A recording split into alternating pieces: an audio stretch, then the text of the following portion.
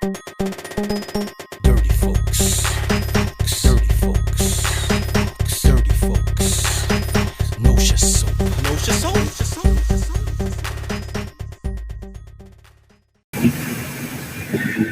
All right, welcome to the Dirty Folks podcast. I'm Dirty Folks. I was checking out the Gayle King interview with Lisa Leslie, and I had a different take on everybody else's take. If you saw my last podcast, I was talking about how Kobe's death may have uh, been the rebirth of patriarchy, and a lot of people are falling by the wayside over this Kobe thing. Um, and people are talking about how Lisa Leslie stood up for a friend, and initially they were talking about how she shut Gayle King down. I didn't see that. I just saw somebody sticking to their beliefs and Gayle King pressing the issue. That's where Gayle went wrong. Gayle could have asked the question. Where she went wrong was she pressed the issue and tried to like badger the witness or lead the witness. You know, all the things that if you were in court, they'd be like, yo, objection. She tried to make Lisa Leslie say something that wasn't in Lisa's character and not what Lisa Leslie knew about that man. All right, so everybody's mad at Gayle King, saying Gayle goes against guys, blah, blah, blah, blah, blah. Whatever. Everybody knows that black women are the right hand of white supremacy. That's nothing new. My take is this. This is a black man problem because black men are afraid of women. Let me repeat that. Black men are afraid of women. There's a Stockholm syndrome that comes with matriarchy. I tell people all the time, if you've ever dated a woman that has a son, then you're going to have problems because those sons will always fight for their vagina, whoever it is, their mother, their sister, their cousins. If a father isn't in the home, every other man is um, is the enemy.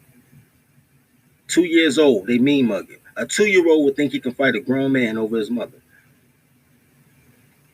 So when you're indoctrinated in that type of ideology, you grow up under that.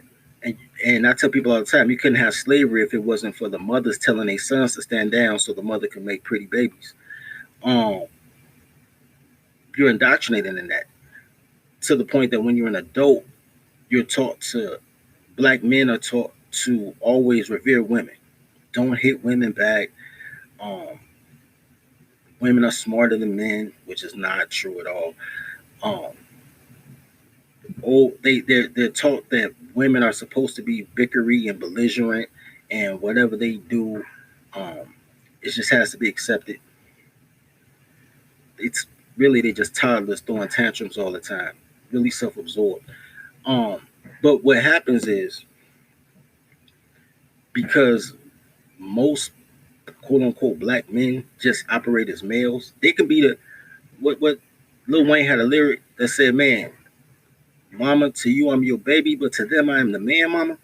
It's that. Like among men, among other black men, they want to be men, but around every other ethnic group and around women, they they shrink. And what Gayle King had become the master of is pillow talk. She's the master of pillow talk. So she will, even if you looked at the interview with Lisa Leslie, she will ingratiate herself. She will pacify you. She will lull you to sleep. And then she'll just try to hit you with something. Bam. Did you do this? She did it to R. Kelly. Man, Kels, love your music. Man, Kels, you an icon. Yo, but what's up with them little girls? That's her interview style. Her interview style is the pillow talk. And dudes love to pillow talk. Love the pillow talk. I can't tell you how many stories I've heard of wives getting their husbands robbed But you know what I'm saying? What they dip off all the time, especially boyfriends. They get their boyfriends robbed all the time for the dip off because dudes pillow talking. Yeah, shorty, I got this bread. I keep it under the mattress. Next thing you know, 2 days later, you invite over the crib and niggas just kick in the door, hit her with the pistol to make it look real, and goes directly to the mattress. You're like, damn, who snitched on me? Nigga, your girl did. You pillow talking.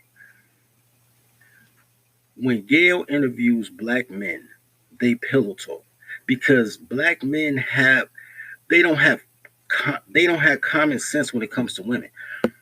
When you are dealing with um, someone who you think is a friend because they've been assigned to be your friend, nobody told you that these chicks was your friend.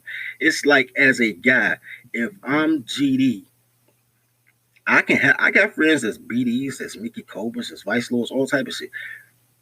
But they're my friends because we have history. Nobody told me that yo, you go to Motown, they ain't gonna trip that you got your hat cocked. They told me exactly the opposite. Like, yo, them your ops.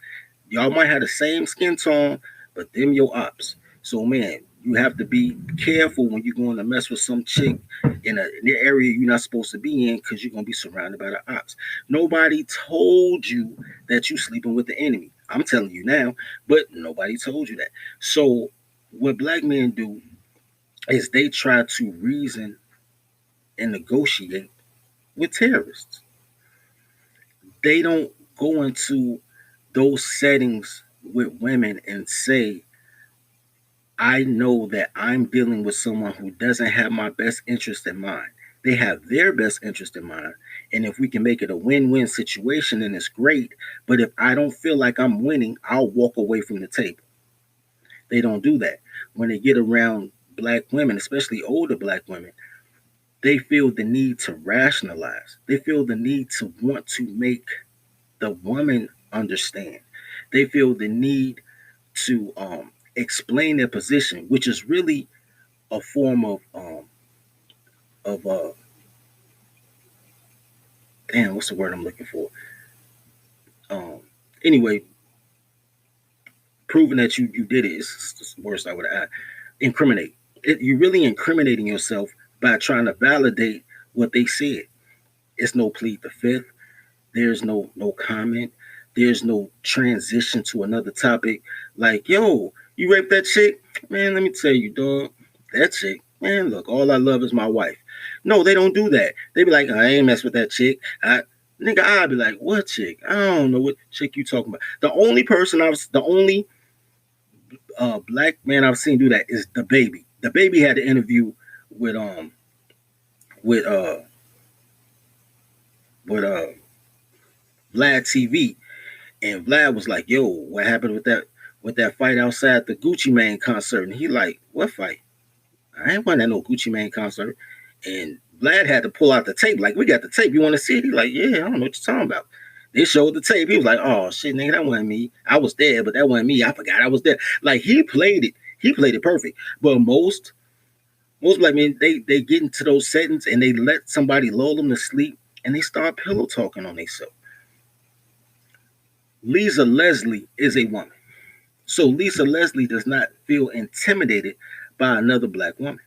So when Gayle started talking that bullshit to Lisa, Lisa was like, I don't know what you're talking about.